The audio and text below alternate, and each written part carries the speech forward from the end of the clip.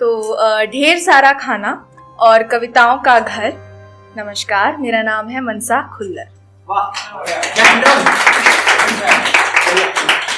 तो आज मेरी जो कविता है वो एक रिग्रेट है, और मैंने इस रिग्रेट पर कविता इसलिए लिखी है ताकि जब भी मैं इसका प्रचार करूं तो ना इस गलती को मैं दोहराऊं ना ही कोई और।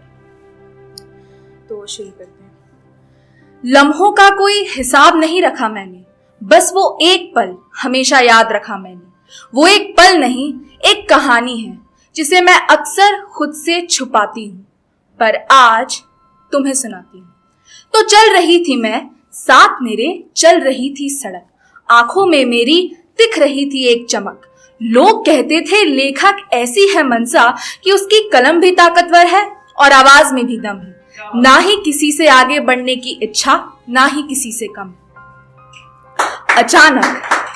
अचानक मेरी चमकीली आंखें उन आंखों से टकराई। उन आंखों में डर था, ना आस पास कोई जानने वाला, ना ही उसका घर था। होठ सिले हुए, हाथ मानो छिले हुए। वो चुप खड़ी थी, पर उसकी चीख मेरे कानों में पड़ गई। बाकी सब की तरह मैंने भी इधर उधर देखा, मगर उसकी हालत मेरी आंखों में अड़ गई। वो आदमी उस पर चिल्ला रहा था, पर घबराहट मुझे हो रही थी। ना ही कुछ कहा उसने, ना ही वो रो रही थी। मैं देख रही हूं कि सरेआम किसी से इस लहजे में बात करने वाले इस आदमी की क्या औकात है। तभी उसकी खामोश आंखों ने मुझे जवाब दिया कि अरे, ये तो रोज की बात है।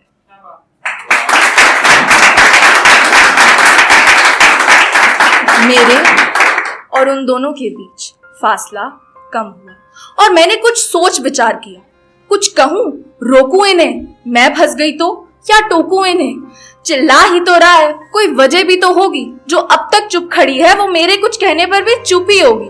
वो बेटी है उसकी, या बीवी, या कोई भी। बात करने का ये क्या तरीका है? छोड़ ना मनसा, पूरी दुनिया को सुधारने का ठेका तूने थोड़ी ले रखा है। इन विचारों के साथ मैं आगे बढ़ गई और तभी मुझे एक आवाज आई, चांटा उसके गाल पर पड़ा। दर्द मेरे पास रह गया। इन बुज़दिल कदमों के आगे बढ़ने का पैरों में एहसास रह गया। घर जाकर मैंने आईना देखा तो मेरी आंखों की वो चमक मुझसे होकर नाराज चली गई। शब्द तो रह गए मेरे पास, पर उस दिन मेरी आवाज चली गई।